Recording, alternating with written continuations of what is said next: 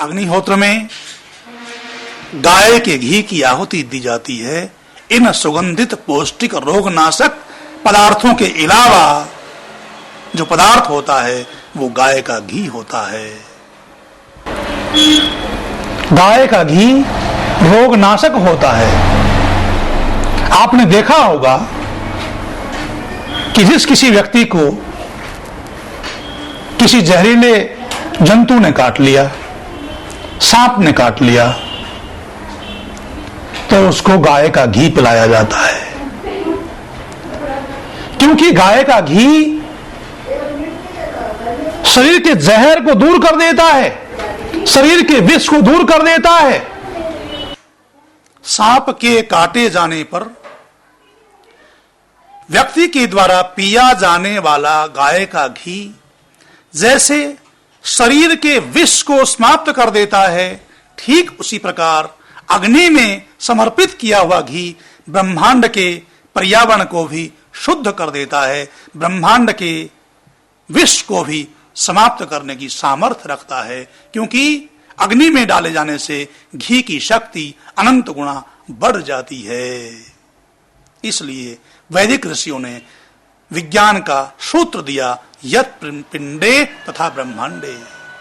जो स्थिति हमारे इस पिंड में होती है, इस शरीर में होती है, वही स्थिति इस बड़े शरीर में ब्रह्मांड में होती है। वैदिक ऋषियों ने मनुष्य मात्र के लिए अग्निहोत्र का विधान किया था। क्यों किया था? प्रत्येक मनुष्य अच्छे पदार्थों को ग्रहण करता है भोजन के द्वारा, अच्छी वायु लेना चाहता है, अच्छे शब्दों को सुनना चाहता है, अच्छा जल पीना चाहता है, अच्छे अच्छे पेय पदार्थ ग्रहण करता है, पर अपने शरीर के द्वारा क्या छोड़ता है? शरीर के द्वारा अपशिष्ट पदार्थों का ही त्याग करता है। नाक के द्वारा, आंखों के द्वारा, कानों के द्वारा, सारे शरीर से पसीने के द्वारा और नीचे की इंद्रियों से मलमूत्र का त्याग करता है। अर्थात प्रत्येक मनुष्य अच्छे अच्छे पदार्थों को ग्रहण करके दूषित पदार्थों का उत्सर्जन करता है, पर्यावरण का दूषण करता है। उस ब्रह्मांड का शोधन करने के लिए, पर्यावरण का शोधन करने के लिए मनुष्य क्या करता है?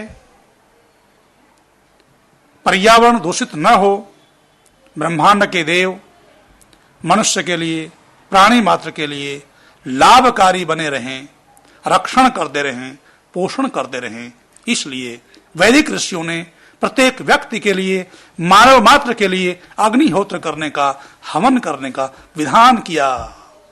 क्योंकि अग्निहोत्र में समर्पित की जाने वाली सुगंधित रोगनाशक मिष्ट पदार्थों की आहुतियों से पर्यावरण शुद्ध होकर सबके लिए लाभकारी हो जाता है।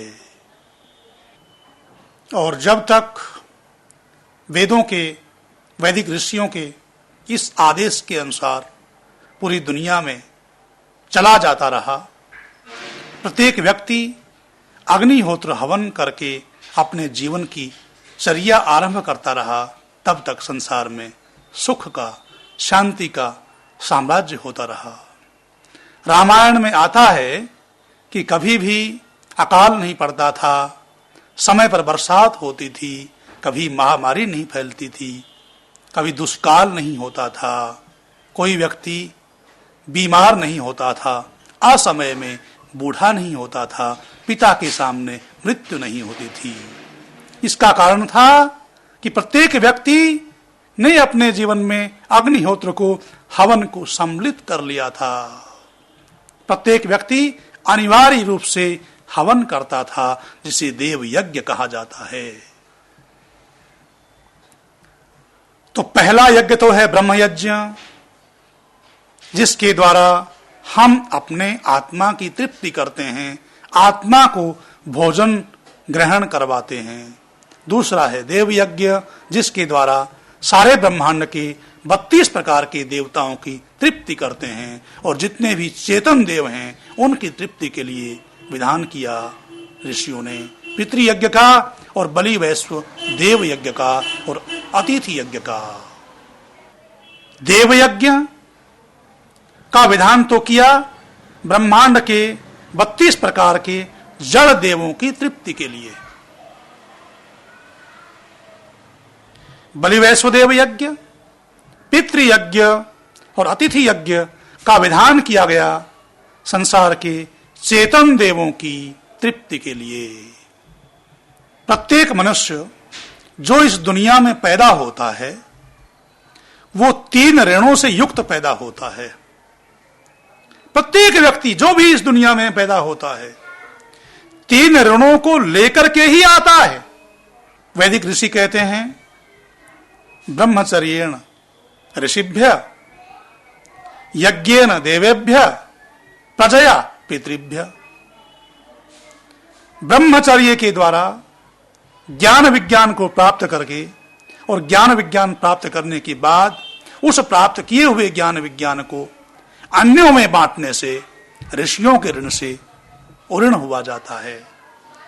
आपने जो ज्ञान प्राप्त किया है उस ज्ञान और विज्ञान को भावी पीढ़ी को दे देना, भावी पीढ़ी तक उस ज्ञान विज्ञान को पहुंचाना, इस उपाय के द्वारा ऋषियों के ऋण से उऋण हुआ जाता है। यज्ञेन देवेभ्य, और जो देवताओं का ऋण है उस ऋण की निवृत्ति यज्ञ के द्वारा होती है, जिसका हमने इस अग्निहोत्र के द्वारा अग्निहोत्र की चर्चा के माध्यम से उल्लेख किया। प्रजया पितृभ्य,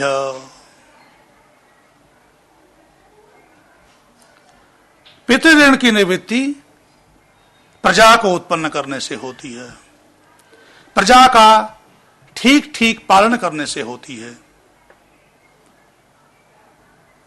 हम अपने संतान को सच्चे अर्थों में प्रजा बनाएं, संस्कारों के द्वारा उनको अनुप्राणित करें, तब वो प्रजा बनती है। पैदा कर देना, उस समय संतान की स्थिति जनता की होती है, पर उस पैदा की हुई संतान को संस्कार दिए जाते हैं, विद्या आदि के द्वारा सुभूषित किया जाता है, तब वो संतान प्रजा बनती है।